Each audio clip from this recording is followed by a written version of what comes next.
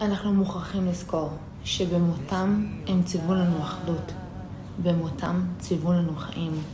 אסור לנו לשכוח מה היינו יום לפני השביעי לאוקטובר, ומה גרם לנו להתאחד רגע אחרי השביעי לאוקטובר.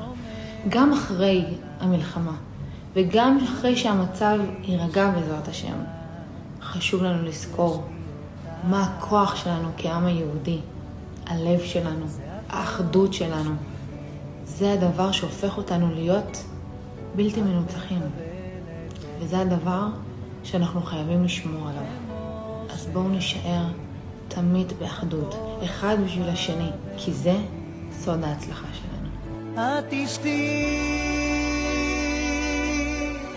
רציתי רק שתדעי, לא אלך בלעדייך אף פעם, איך אצא